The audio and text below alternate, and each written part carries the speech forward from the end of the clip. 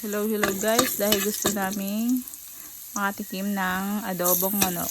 Kami po ay magluluto ng adobong manok. Ayan, nilisin ako dyan ng bawang, sibuyas, luya, may dahon ng tanglad para po hindi malansa. Yan po, nilagay ko na ang manok. At yan po ay gigisahin ko muna para po maluto-luto siya at matanggal yung lansa niya. Halo-halo. Kaya po medyo natutong yung bawang dyan, pero gusto naman namin ng ganyan. Yun nga po pala kacham na luto lang. Yan po ang adobong Bicol. Pero hindi po ako expert. Yan po, takpan muna natin yan. Takpan natin siya. Yan po, nagkukulo na siya. Maya po, hintayin po muna natin siya medyo maluto talaga.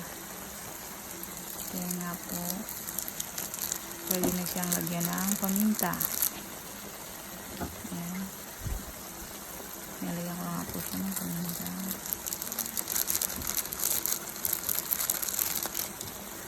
Para po medyo bumango siya lalo.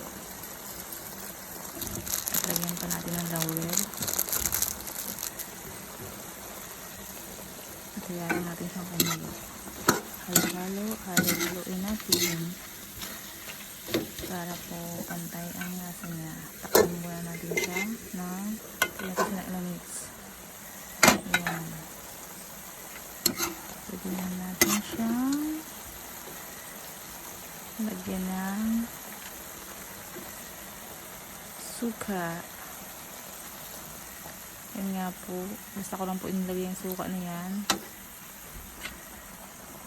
Yan po ay tansya-tansya lang. Ayan, sunod po ay toyo.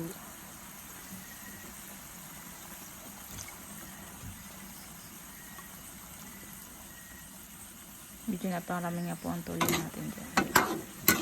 Pero okay lang po. Kasi lalagyan ko rin naman yan ng tubig.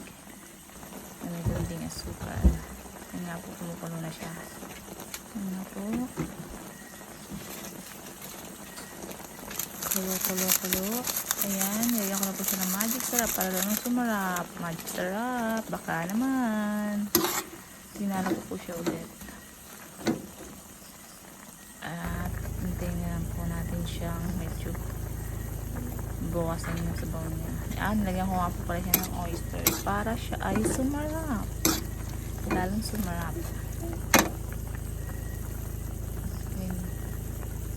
Pinagdagan ko po yung lagay ko ng oyster. First time ko maglagay ng oyster sa adobo. Kasi nga ako ay hindi po masyadong marunong magluto. Lagyan ko na siya ng sili. Pampaanghang at pampaganang kumain.